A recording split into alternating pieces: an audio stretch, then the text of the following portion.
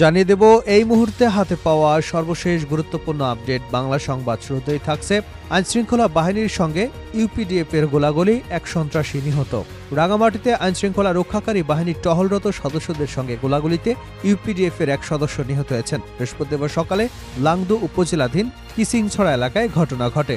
নিহতের পরিচয় নিশ্চিত হতে না পারলেও ঘটনার সত্যতা নিশ্চিত করেছেন ৭ নং লংদু ইউনিয়নের ১ নং ওয়ার্ডের ইউপি মেম্বার জগদীশ চাকমা।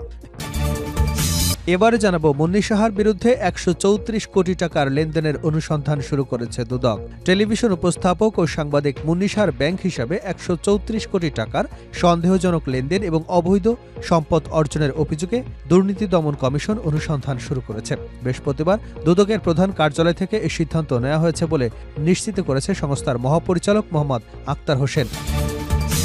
জানাবো সর্বনিম্ন ৯.৮ ডিগ্রি তাপমাত্রা, কাঁপছে চুয়াডাঙ্গার উপর দিয়ে বয়ে যাচ্ছে মৃদু শৈত্যপ্রবাহ। উত্তরের হিমেল বাতাসের কারণে শীত জেঁকে বসেছে। বৃহস্পতিবার সকাল ৯টায় দেশের সর্বনিম্ন তাপমাত্রা চুয়াডাঙ্গায় রেকর্ড করা হয়েছে ৯.৮ ডিগ্রি সেলসিয়াস। একদিনের ব্যবধানে তাপমাত্রা কমেছে ২ ডিগ্রি সেলসিয়াস। বাতাসে আর্দ্রতার পরিমাণ ৯৫%। এদিকে মুক্তিযুদ্ধের বিরোধিতাকারীদের সবক শুনতে রাজি নয় বাবু গয়েশ্বর। মুক্তিযুদ্ধের বিরোধিতাকারীদের সবক শুনতে রাজি নই বলে মন্তব্য করেছেন বিএনপির জাতীয় স্থায়ী কমিটির সদস্য গয়েশ্বর চন্দ্র রায়। তিনি বলেন, ৭১-এর মুক্তিযুদ্ধ ও ৭৫ এবং ৭ই নভেম্বরের পরাজিত শক্তি মিলে যারা জাতীয়তাবাদী শক্তির বিরুদ্ধে ষড়যন্ত্র করবে তাদের রুখে দেবার ক্ষমতা এদেশের জনগণের আছে। তাদের সবক জাতি শুনতে চায় না। এবারে থাকছে ২০শে জানুয়ারি থেকে বাড়ি বাড়ি গিয়ে ভোটার তালিকা হালনাগাদ। আগামী ২০শে জানুয়ারি থেকে বাড়ি বাড়ি গিয়ে ভোটার তালিকা হালনাগাদের তথ্য সংগ্রহের কাজ শুরু করবে নির্বাচন কমিশন। আগামী ৩০শে জুনের মধ্যে এ কাজ শেষ হবার কথা রয়েছে। এবং সর্বশেষ জানাবো আন্তর্জাতিক সংবাদ। এবার নিউ ইয়র্কের নাইট ক্লাবে বন্দুকধারীদের হামলা, ১০ জন গুলিবিদ্ধ। যুক্তরাষ্ট্রের নিউ অর্লিন্সের গাড়ি নিয়ে একটি সন্ত্রাসী হামলা এবং লাস ভেগাসে টেসলা সাইবারট্রাক বিস্ফোরণের কয়েক ঘণ্টার পর এবার নিউ ইয়র্কের একটি নাইট ক্লাবে বন্দুক হামলা চালানো হল। অঙ্গরাজ্যটির কুইন্সে একটি মিউজিক ভেন্যুর বাইরে ঢোকার জন্য অপেক্ষমান লোকদের উপর কয়েকজন ব্যক্তি গুলি চালায়। এতক্ষণ শিরোনাম শুনছিলেন, এবার বিস্তারিত। প্রিয় দর্শক, আপনি যদি এই চ্যানেলে নতুন হয়ে থাকেন, ভিডিওটি দেখতে দেখতে চ্যানেলটি সাবস্ক্রাইব করে আমাদের সঙ্গে থাকুন। আর এই ভিডিও সম্পর্কে আপনি আপনার মূল্যবান মতামতটি কমেন্ট বক্সে জানিয়ে দিন। আর হ্যাঁ প্রিয় দর্শক, জানিয়ে দিন ভিডিওটি কোথা থেকে দেখছেন। আইনশৃঙ্খলা বাহিনীর সঙ্গে ইউপিডিএফ এর গোলাগুলি, এক সন্ত্রাসী নিহত। রাঙামাটিতে আইনশৃঙ্খলা রক্ষাকারী বাহিনীর টহলরত সদস্যদের সঙ্গে গোলাগুলিতে ইউপিডিএফ এর এক সদস্য নিহত হয়েছে। বৃহস্পতিবার সকালে লাংদু উপজেলাধীন কিচিংছড়া এলাকায় ঘটনা ঘটে। নিহতের পরিচয় নিশ্চিত হতে না পারলেও ঘটনার সত্যতা নিশ্চিত করেছেন ৭ নং লেংদু ইউনিয়নের ১ নং ওয়ার্ডের ইউপি মেম্বার জগদীশ চাকমা। এছাড়া লেংদু থানার ভারপ্রাপ্ত কর্মকর্তা ফেরদৌস ওয়াহিদ একজন নিহতের বিষয়টি নিশ্চিত করেছেন। নিরাপত্তা বাহিনীর সূত্র থেকে জানা গেছে, প্রসিত বিকাশের নেতৃত্বাধীন পার্বত্য চুক্তি সন্ত্রাসী উপজাতিদের সংগঠন ইউনাইটেড পিপলস ডেমোক্রেটিক ফ্রন্ট একটি সশস্ত্র সন্ত্রাসী দল অবস্থান করছে। এমন সুনির্দিষ্ট তথ্যে ঘটনাস্থলে আইনশৃঙ্খলা বাহিনীর একটি টহল দল সেখানে গেলে তাদের উপর গুলিবর্ষণ শুরু করে ইউপিডিএফ এর সন্ত্রাসীরা। এ সময় আত্মরক্ষার্থে টহলরত আইনশৃঙ্খলা বাহিনীর সদস্যরা পাল্টা গুলি ছুড়ে উভয় পক্ষের বন্দুকযুদ্ধে লিপ্ত হয়। এ সময় ইউপিডিএফ এর এক সন্ত্রাসী গুলিবিদ্ধ হয়ে ঘটনাস্থলে নিহত হয়। স্থানীয় ইউনিয়ন পরিষদের সদস্য জগদীশ চাকমা বলেন, আমার এলাকায় আইনশৃঙ্খলা রক্ষাকারী বাহিনীর সঙ্গে সন্ত্রাসীদের গোলাগুলি হয়েছে, এতে একজন নিহত হয়েছেন। আজ সকালে ১০টার দিকে পুলিশ মরদেহ উদ্ধার করে নিয়ে গেছে। এদিকে ইউপিডিএফ এর রাঙামাটি জেলা সংগঠক সচল চাকমা বলে, নিহত ব্যক্তি তাদের কর্মী নন, তার সঙ্গে সংগঠনের কোনো সংশ্লিষ্টতা নেই। মুন্নী সাহার ১৩৪ কোটি টাকা লেনদেনের অনুসন্ধান শুরু করেছে দুদক। টেলিভিশন উপস্থাপক ও সাংবাদিক মুন্নী সাহার ব্যাংক হিসাবে ১৩৪ কোটি টাকার সন্দেহজনক লেনদেন এবং অবৈধ সম্পদ অর্জনের অভিযোগে দুর্নীতি দমন কমিশন অনুসন্ধান শুরু করেছে। বৃহস্পতিবার দুদকের প্রধান কার্যালয় থেকে এই সিদ্ধান্ত নেওয়া হয়েছে বলে নিশ্চিত করেছে সংস্থার মহাপরিচালক মোহাম্মদ আক্তার হোসেন। দুদক সূত্র এবং বিভিন্ন প্রতিবেদন অনুযায়ী সাবেক প্রধানমন্ত্রী শেখ হাসিনার পতনের পরপরই মুন্নী সাহার হিসাবে থাকা ১৩৪ কোটি টাকার মধ্যে ১২০ কোটি টাকা উত্তোলন করা হয়। বর্তমানে তার হিসাব স্থগিত আছে। তার হিসাবে বর্তমানে রয়েছে ১৪ কোটি টাকা। বাংলাদেশ ব্যাংকের আর্থিক গোয়েন্দা ইউনিট ইতিমধ্যেই মুন্নী সাহার ব্যাংক হিসাব জব্দ করেছে।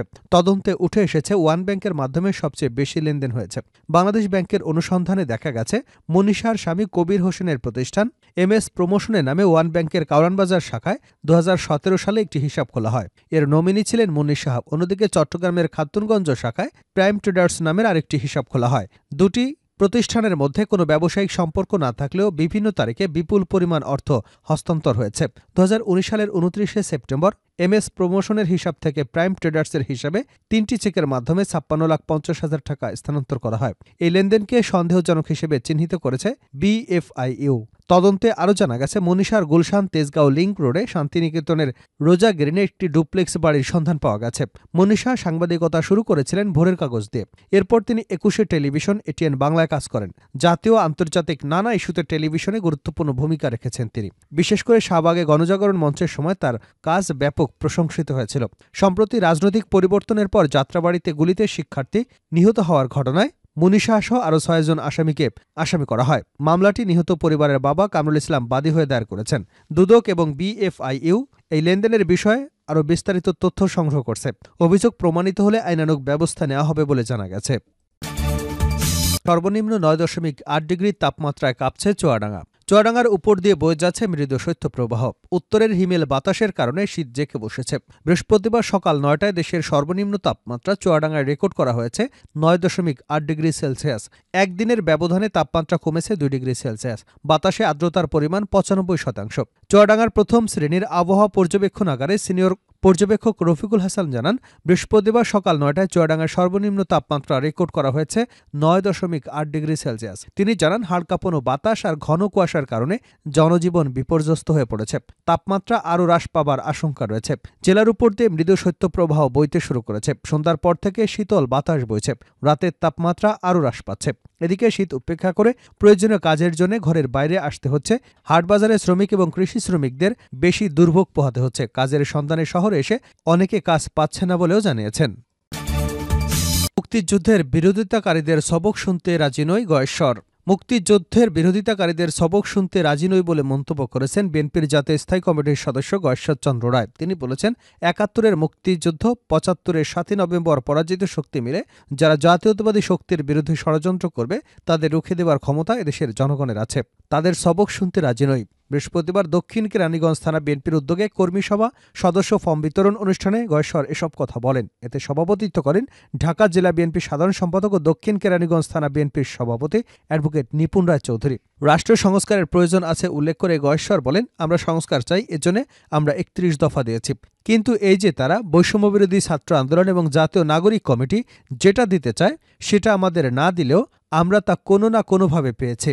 সেখানে 31-এর মুক্তিযুদ্ধকে এড়িয়ে যাওয়া হয়েছে। এদের ঘাড়ে চেপেছে ৭১-এ যারা মুক্তিযুদ্ধের বিরোধিতা করেছে তারা। আকারে ইঙ্গিতে তারা বলতে চায় 5ই আগস্ট দেশ স্বাধীন হয়েছে। তাহলে ৭১ সালের মুক্তিযুদ্ধে গরু ছাগল রক্ত দিয়েছে নাকি মানুষ রক্ত দিয়েছে? ৭১ সালে যারা মুক্তিযুদ্ধের বিরোধিতা করেছে তাদের সবক শুনতে রাজি না, যোগ করেন বিএনপির নেতা। তিনি বলেন, আমরা অনেকেই ক্ষমা করতে পারি, ভুলে যেতে পারি। ক্ষমা মহত্বের লক্ষণ। কিন্তু ক্ষমা করবার পর একই কাজ যদি আবার করেন তাহলে ভুলে গেলে চলবে না। মুক্তিযুদ্ধ এবং 7ই নভেম্বরের পরাজিত শক্তি মিলে যারা জাতীয়তাবাদী শক্তির বিরুদ্ধে ষড়যন্ত্র করবেন তাদের রুখে দেবার ক্ষমতা দেশের জনগণ রাখে। সেই নেতৃত্ব দেবার যোগ্য নেতৃত্ব আছে। শেষ করছে আন্তর্জাতিক সংবাদ দিয়ে। এবার নিউ ইয়র্কের নাইট ক্লাবে বন্দুকধারীদের হামলা, 10 জন গুলিবিদ্ধ। যুক্তরাষ্ট্রের নিউ অর্লিন্সে গাড়ি নিয়ে সন্ত্রাসী হামলা এবং লাস ভেগাসে টেসলা সাইবার ট্রাক বিস্ফোরণের কয়েক ঘণ্টা পর এবার নিউ ইয়র্কের একটি নাইট ক্লাবে বন্দুক হামলা চালানো হলো। অঙ্গরাজ্যটির কুইন্সে একটি মিউজিক ভেন্যুর বাইরে ঢোকার জন্য অপেক্ষমান লোকদের উপর কয়েকজন ব্যক্তি গুলি চালায়। স্থানীয় সময় বুধবার রাত 11:15টার দিকে ক্লাবের ভেতরে প্রায় 90 জন এবং বাইরে প্রায় 15 জন লোক অপেক্ষমান ছিল। 16 থেকে 20 বছর বয়সী গুলিবিদ্ধদের স্থানীয় হাসপাতালে নিয়ে যাওয়া হয়েছে।